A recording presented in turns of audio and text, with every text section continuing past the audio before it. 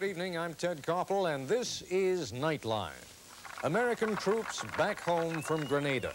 It's a lot different than when the men came home from Vietnam. I know that you guys become heroes to Savannah. You become heroes to the rest of the free world. The military is riding high again, with more respect, perhaps, than at any time since World War II. Tonight, we'll discuss the implications of that with Alexander Haig, a Korea military man and former Secretary of State, with Eric Severide, who was a CBS war correspondent during World War II, and with Lieutenant Colonel Ralph Hagler, commander of an Army Ranger battalion that took part in the Grenadan campaign.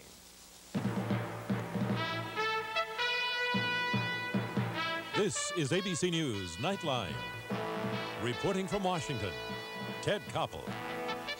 The BBC, the British Broadcasting Corporation, today quoted unidentified military sources as saying that U.S. casualties during the Grenadian invasion were actually much higher than the Pentagon has admitted. The BBC reports that at least 42 Americans died during the operation and that the severely wounded could eventually push that number past 70 dead. The Pentagon insists that 18 Americans died while 91 others were wounded. Enemy casualties may have been underestimated also. Major General H. Norman Schwarzkopf, who was Deputy U.S. Commander of the invasion force, said yesterday that as many as 160 Grenadian soldiers and 71 Cubans may have been killed. So what has widely been hailed as a surgical, relatively bloodless operation may have been somewhat messier.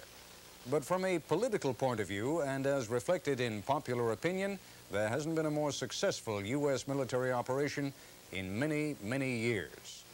As Nightline correspondent Jed Duval reports, the cost of the operation has to be measured in terms of what was happening on Grenada before the invasion began.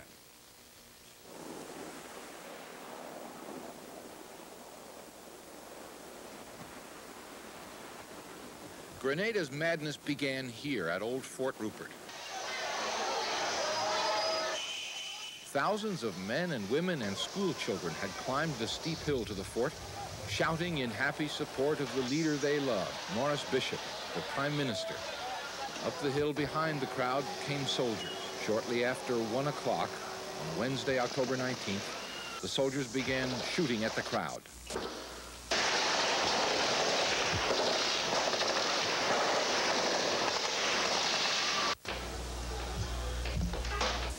I saw people shot down with my own eyes. You were lucky to get out in one piece? Yeah, sure. What happened to you? I got shot. How many times? 5 times. I got 5 wounds. What happened to you at Fort Rupert? Fort Rupert, I got shot with a machine gun.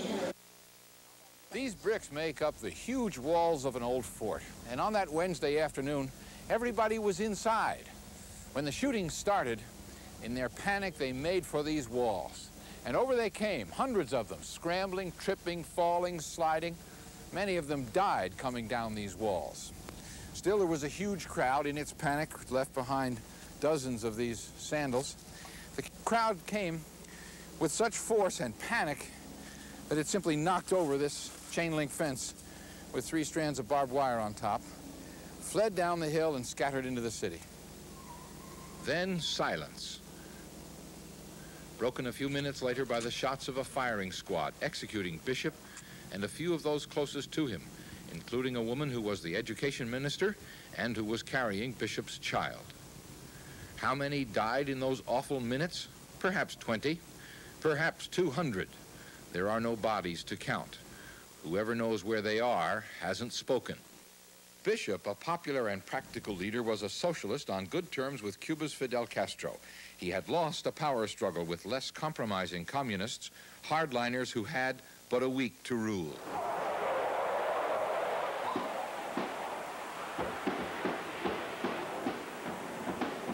All Grenadians report immediately to our respective militia bases.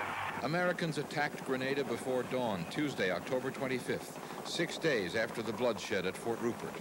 The old fort was one of the first places hit. These pictures were recorded by a Grenadian businessman, Robert Douglas. On the Douglas's porch, the family and neighbors watched the invasion. They saw the American paratroopers a few miles away. I get the parachutes. Parachutes, Robert? Yeah. They're going in the sea? No, man. Oh, this person is definitely cheering for the Americans, you know. Why? Well, everyone is more or less fed up at the time when they shot the bishop, the prime minister at the fort. At first, the Americans said they invaded to rescue several hundred U.S. medical students on the island. Another reason given was the presence of hundreds of Cubans working on, among other projects, a huge new airport. The U.S. troops put the airport to its first use as a staging area. As far as Grenadians are concerned, the real reason for the invasion was to snuff out the die-hard Marxist government that had taken control after killing Maurice Bishop. It was a one-sided fight, over in a few days. The overseas reaction was negative. The British didn't like it. The Swedes were upset, as were, of course, the Soviets. But the Grenadians were delighted, were relieved and grateful. They felt they'd been rescued, not invaded. So when the Americans came in the morning, I lift my hand and I thank God. Yes, sir. Then, the soldiers, we love them so much. The expression seems universal in Grenada. The feeling is sustained even here, at another part of Grenada's madness, the Richmond Hill Mental Hospital. It was bombed by one or more American planes. Those killed included women in the infirmary and, a floor below, the patients in a section for the violently mad. They were in cages. 8 feet from the wall there, right where that pillar is there, so she's lying on a bed. The undertaker and the nurse are masked against the stench as, a week after the attack, the search through the mess continues. Honestly speaking, I don't think there is Americans responsible. And if even that was caused by the Americans, I think they couldn't help it, honestly, because they did their very best to save everybody in the area. After many days of digging, after quiet has returned to Grenada, 19 bodies have been found. 30 patients were wounded. 60 or more simply wandered off and are thought to have gone home.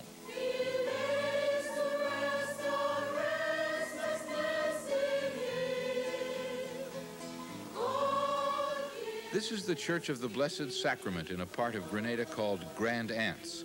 At this and all the churches on the island, a message of thanks and hope was read last Sunday.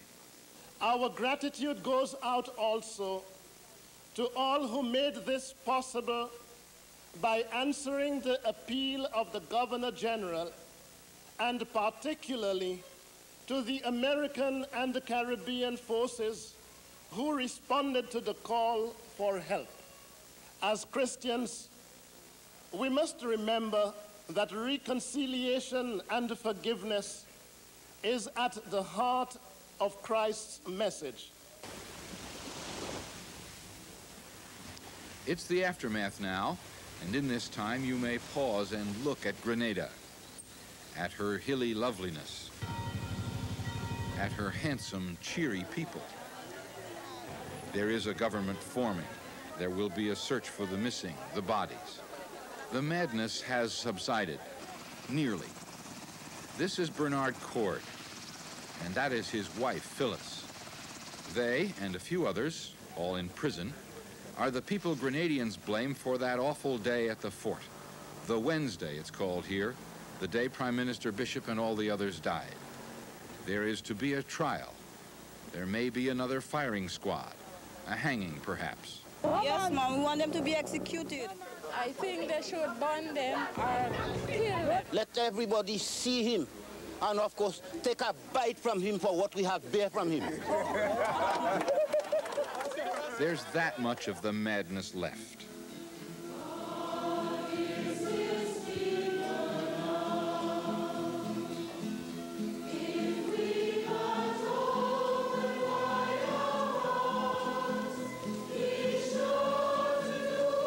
In a place that looks and sounds like this, madness is out of place. Jed Duval for Nightline from Grenada.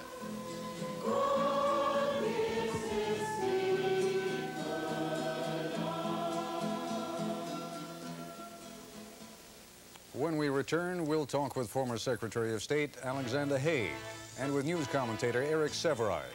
And later, a look at a nearly forgotten phenomenon resurrected by the invasion of Grenada. American soldiers returning from battle to a hero's welcome. Over 1 million years ago, a single spark changed the world. There was fire, and the art of cooking was created. As that spark changed the past, whirlpool ranges and microwave ovens can change your future. Each one has been specially designed to give you the two things you look for most in a new range or microwave oven: better meals, easy cleanups. And each range is backed by the same promise as our washers and refrigerators. The Whirlpool promise of good, honest quality that can make your world a little easier. You know, the secret to a comfortable retirement is really no secret. You need a smart investment firm to help you get there. And the best way to find that investment firm is to ask a lot of questions. And Katie and I asked. And the more we asked, the more good things we heard about one company, Dean Witter. We heard about the quality of their financial advice and programs. We heard they really listen, really care. For us, Dean Witter was worth asking about. Dean Witter, worth asking about. Thursday, it's an all-new hour of unexpected laughs. I've got the buns. Yes? Your favorite celebrities get caught. God, I wish I hadn't said that. In life's most embarrassing moments. Then, Trauma Center moves to its new time, 9/8 Central and Mountain. Stop him! A thief threatens innocent lives. Cutter, stop breathing. And a childish prank goes too far. We need a chopper. As a young life hangs in the balance. 6, be careful.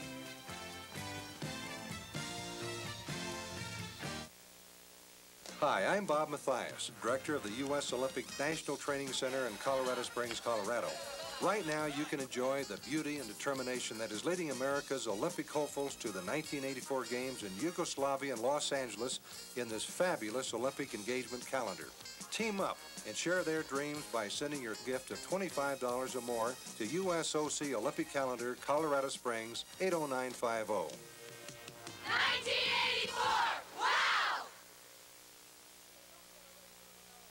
It was the best of times. A new generation of Americans has taken leadership of this country. And it was the worst of times. For those who remember and those who never knew. The first critical look at the man and his presidency with Peter Jennings. JFK, Friday on ABC. With us now live in our Los Angeles bureau is General Alexander Haig, former Secretary of State, former Supreme Allied Commander in Europe, and former White House Chief of Staff. And in our Washington bureau, Eric Severide, former commentator for CBS News and CBS News war correspondent in Europe during World War II. General Haig, now that a few days have elapsed at least, and the fighting has waned, how do we assess what's happened in Grenada? What are the pluses and what, if any, are the minuses? Well, Ted, I think the overall readout now would have to be a very positive plus. Both for the nation, for the president's policies, and for the president's personality in campaign terms. Clearly, there have been some prices paid for this action, but I think they will rapidly fade into the background as the positive results become clearer. Now, when you talk about the positive aspects of it, you're talking in one sense politically, in another sense, what about in terms of our adversaries? What lessons do you think they infer from this? Well, I would hope that they would infer that the limits to American toleration of Cuban interventionism in this hemisphere, supported and quartermastered by the Soviet Union, are finite. And that this action is perhaps a forerunner of what could occur if this interventionism continues. Is that then, I mean, are we really saying that to the rest of the hemisphere? Are we saying what happened in Grenada can happen elsewhere? Well, I think that's the obvious lesson to be inferred. It isn't necessarily the intent of the president's action, but it's a natural consequence of it. Eric Severide, is there a flip side to this? Is there a negative side to it? Well, there's, I suppose, always a negative side to military action of this kind. How could there not be? I don't think any civilized person really enjoys the spectacle of a mighty country coming down hard on a baby nation like Grenada. But, you know, this is part of what is called the misery of the mighty. great power and an easy conscience really can't live together very often in this world. You can refrain from using force in some of these very ticklish, dubious situations and risk another Munich, or you can use force and risk another Vietnam or something like it. This is what we must live with, this ambiguity. But for me, though I'd like to know much more about what the Russians and the Cubans were really up to in that little island, and what their plans may have been, or their possibilities. But for me, the ultimate fact up to now really is that the majority of the Grenadians themselves seem to have welcomed this. It's pretty hard to go past that fact. General Haig, I suppose what I'm driving at is whether there is a danger in being so intoxicated by what has happened on Grenada, and it does seem to have been a relatively efficient operation, and as one looks at the results and the benefits, they certainly seem worth the expenditure, if anything is worth the expenditure of young lives. But is it possible that we can become so intoxicated by that that we derive the wrong lessons, that it is too easy to project force too quickly? Well, of course, that's an obvious danger, Ted, but I think we've had sufficient number of sobering experiences, and Lebanon being a case in point more recently, Vietnam before that the frivolous use of force, or the use of force without very, very careful assessment of the prospects for its successful employment, must be held at the forefront, and whenever the calculation for the use of force is made. And yet a few moments ago you were suggesting that one of the lessons is precisely that our adversaries are going to have to look at what the United States did and take into account the possibility that it could happen again. Draw that balance for me. Well, clearly the Cubans and probably the Soviets made a very bad miscalculation in the case of Grenada. It was clearly an area where American power could be applied rather decisively and overwhelmingly, beyond a question. And that's not altogether untrue of the whole Caribbean region and Central America as well. Although I'm not speaking in favor of taking action of the kind that was taken in Grenada. But I do think that the lesson is clear, having done it. You know, you always have to consider what the Soviets had witnessed, what the Cubans had witnessed in the decade just past. They witnessed an American passivity in international affairs that was on the risk being suicidal in character. Angola, Ethiopia, southern Yemen, efforts to overthrow northern Yemen, Afghanistan, Kampuchea, and the unchallenged interventionisms in this hemisphere that started in 1978. So this was a long overdue manifestation of American willingness to stand up and, if necessary, fight for the values that we cherish. All right, gentlemen, I'll be back with both of you in just a few minutes. If you'd be good enough to stand by in a moment, we'll have a report on the triumphant return of U.S. Army Rangers to their home base in Georgia. We'll talk live tonight with one of the commanders of the Ranger mission on Grenada, and later a report from Japan, where President Reagan is continuing his trip to the Far East. More than 50 years ago, a scientist at AT&T's Bell Laboratories discovered the principle that led to all solid-state technology. His discovery won him the 1937 Nobel Prize. Your Highness? 19 years later, the Nobel Prize was again awarded to Bell Lab scientists for the transistor, the key that opened the entire computer age. The creativity of AT&T people has been recognized with more Nobel Prizes than any other company on Earth. Over the years, people have come to expect a lot from us. And now you can expect even more. We're the new AT&T, and we're reaching out to find even newer ways to improve your life. There's nothing to be nervous about. Just be great. AT&T. We're reaching out in new directions. The kids of today are the doctors, the engineers, the scientists, the teachers of tomorrow. Only with your help can they be assured of a first-rate college education. Because today, colleges are having a hard time coping with the high costs of learning. Invest in the future of America. Please give to the college of your choice. صغيرة زينة بزاف. أنا كنعاودو ليها مزيانة. شفتي مراكش أنت؟ لا ما عمري شفتها. لا ما شفت مراكش. مراكش زينة بزاف. دابا إن شاء الله نشوف شوية الحرارة. أجيو.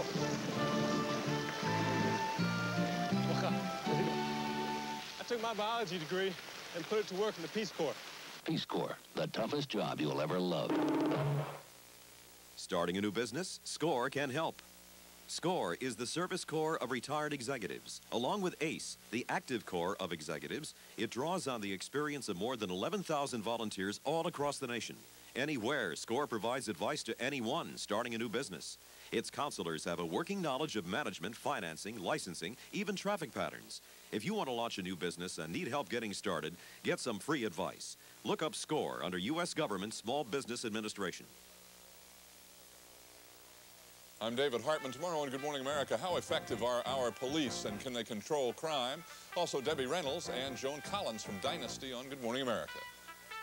When you begin your day before Good Morning America, wake up with ABC's World News this morning. It isn't difficult to list the reasons why the U.S. operation on Grenada stands out. It was short, it was straightforward, it achieved its objectives.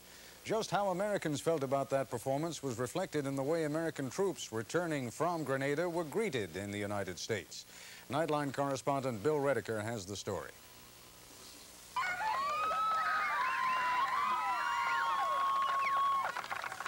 Four days after their invasion of Grenada, Rangers, the Army's elite shock troops, came home to Savannah, Georgia. But unlike their predecessors who returned unwelcome from Vietnam a decade ago, today's Black Berets have become heroes.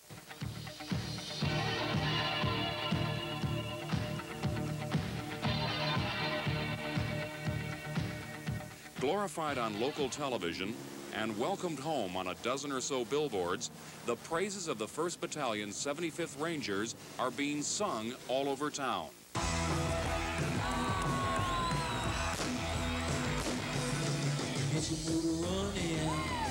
Saluted with shotgun blanks by a patriotic rocker in a Ranger Black Beret, the infantrymen, or skinheads as they're sometimes called, were given 3 days off this past weekend. And many of them could be found here at Remington's Bar, drinking up beer and soaking up the adoration heaped on them by entertainer Joe Savage. I know that you guys become heroes to Savannah. You become heroes to the rest of the free world. Like Joe Savage says, like these people here, I say, it's all in America. It's what you got to do for the United States of America. We will fight for this country. Hey, everybody out in this country, we will fight for them. And if I have to, I will give my life for them. As crack infantrymen, Rangers date back to the French and Indian Wars when American colonists were recruited to fight. But their fame as tough and tireless assault troops who staged lightning strikes behind enemy lines came during World War II, in Normandy on D-Day, in Burma, and in the Pacific. Now they're back, and their success in Grenada seems to have helped dissipate some of America's so-called Vietnam syndrome. I think a lot of them are apologetic for the way the vets were treated when they came home and are doing a turnabout in all four of the boys. We had to go in, we had to do it, and I think we should back them up and give them all the credit we can. What do you think's changed? I would have to say is that there was appears to be a clear-cut victory in Grenada versus Vietnam. I like them a lot. You know, I'm very happy to have somebody out there protecting me. Our whole attitude in this country has changed. Back in the 60s, everyone was liberal-orientated, and I think we've become much more conservative. The people are finally saying, hey, you know, it's about time we start becoming the superpower that we're supposed to be. While our attitude towards the military seems to have changed since the Vietnam War era, the Army, for the most part, says it has not. And its Rangers continue, as always, to be trained hard and with strict discipline. 1, 2, 3, 4, hey! 1, 2, 3, 4, hey! For the 600 Rangers who belong to the 1st Battalion, life begins before dawn. 4 days every week are spent in the swamp or desert, and all are on a 2-hour call to go anywhere in the world. This unit's hallmark is, first of all, discipline. And in order to get the quality of soldier that can undergo the rigors of being on call anytime, day or night, we're pretty selective in who we take in. He has to meet pretty rigid physical and mental standards. He's a 4-time volunteer. When we got there, it was like training at first. We didn't realize really what was going on until after we got back. When we was there, we really didn't realize what we were doing. Except the training that we've had, experiences backed us up. That's how we succeeded our mission. There's no gloating when you see somebody who's lying on the ground and you can't hardly recognize him as a human being anymore. There's no great delight that we take in it, but it's something that that had to be done. Only 4 out of every 10 volunteers make the grade and become Rangers. The training is brutal for these airborne infantrymen, the indoctrination never-ending. And while their value in this nuclear weapons era is sometimes questioned, should another Grenada-like conflict arise, Rangers say they'll unquestionably obey their creed to lead the way. I really don't think of us as heroes. We were just doing our job. Wouldn't trade it for anything else. Bill Redeker for Nightline in Savannah, Georgia. When we return, we'll be joined by Lieutenant Colonel Ralph Hagler, Jr., one of the Rangers commanders on Grenada. And we'll talk once again with General Alexander Haig and with CBS News consultant Eric Severin. Just compare Pillsbury already pie crust to scratch crust. Bet you can't tell which crust is scratch and which one is already. Bet you can't tell which crust is scratch and which one is Pillsbury. Real fresh dough, just unfold it. Fill it, bake it, tastes just like you rolled it. Bet you when you get you some down the hatch. Bet you can't tell already from scratch. Pillsbury already pie crust, fresh from your dairy case. Now there is a longer-lasting flavor in New Dentine. How long will the flavor last? Till the cows come home. Possibly an eternity. Longer than I did. Dentine's been improved. New Dentine has longer-lasting flavor, so you can brush your breath even longer. Commander Miller, how long will the flavor last you? Oh, about 3 million miles. There's a childhood disease out there no one knows about. It's called Reye's syndrome. Doctors don't know how to cure it. Researchers don't know what causes it. Parents don't know that without fast action, Reye's can kill their children. If your child starts vomiting or even seems listless after chickenpox or the flu, get him or her to a hospital immediately and demand a blood test for Reye's syndrome. For more information, ask your doctor or write for this free booklet. National Reye's Syndrome Foundation, Bryan, Ohio. Thank you. My grandmother said to me when I was a little girl, if you throw crumbs on the ocean, it'll come back to you in a loaf of bread. The stranger shall not go hungry. And that theme I can remember through my entire life. It's like the 10 Commandments, you know, that you should not lie, you should not steal, and you must help your fellow man. It's knowing that I'm helping Jews here and all over the world. And I've received an awful lot in return.